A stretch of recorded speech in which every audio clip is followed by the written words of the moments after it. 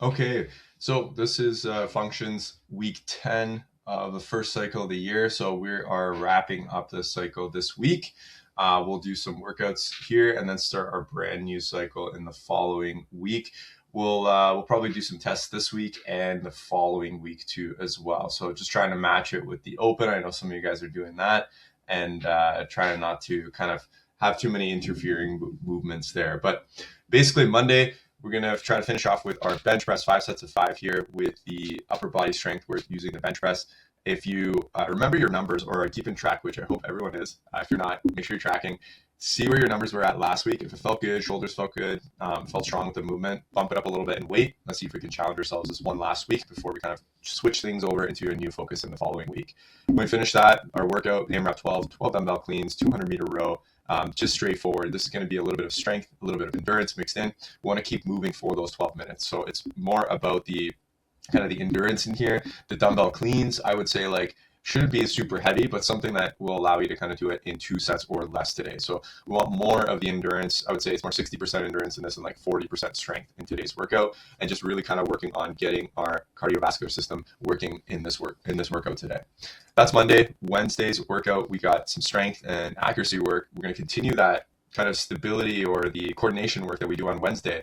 We're going to go for 3 sets, 6 to 12 banded squats, 6 to 12 banded presses, and 6 to 12 banded rows. The idea is to challenge the strength and stability here. I'd rather you, in this one, challenge the band tension than the weight so that we can get that kind of oscillation effect from the band. And the idea there is to fight against that to keep the movement under control. So if you choose a really light band, you're not going to get really much out of it. It should be something where you have to really focus on keeping the control of the movement because the band tension is tough and you feel that like it's pulling you in a certain direction. That's what we're looking for today. So we're going to do that with squatting, pressing, and rowing, and we can really load that band in any direction. We can kind of have fun a little bit with that and make it challenging for ourselves to really get better stability of our body, which is the ideal goal of the first part. And then our workout, very straightforward, 5 rounds for calories on any machine that you like. You can choose a rower, the bike, skier, whatever you like. 15 seconds on, 45 seconds off. 30 seconds on, 30 seconds off, 45 seconds on, 15 seconds off. So we got 3 kind of intervals, basically 3 speeds, a fast pace, a moderate pace, and then a slower pace. And the idea is like we're kind of hitting all of those and we're working on endurance in this one. That's Wednesday.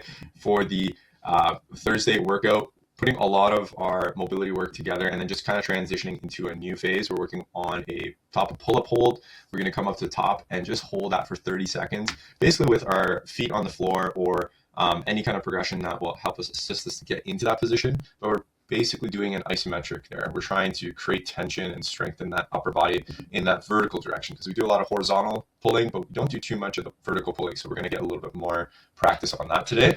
And that will kind of take us into the workout because we got pull-ups and med ball thrusters together. We got 21, 15, 9, classic kind of rep scheme. If you guys know this workout, it's very similar to the workout called Fran. However, this one, I want you guys to kind of aim for that strength, stamina stimulus out of this one. So choose a progression for the pull-up and for the med ball thruster that you're completing each set in about, or each round in about 2 to 3 sets. So the 21s you're doing in like 11, 10 or 7, 7, 7. That way we're dosing it correctly and getting a good challenge out of it. If you do it unbroken, we're kind of looking into a different kind of workout for you today. So we want to really test the muscle stamina. There is obviously some endurance in there too, like your fitness is going to be tested, but there's a lot of kind of muscle group focused movements in this one.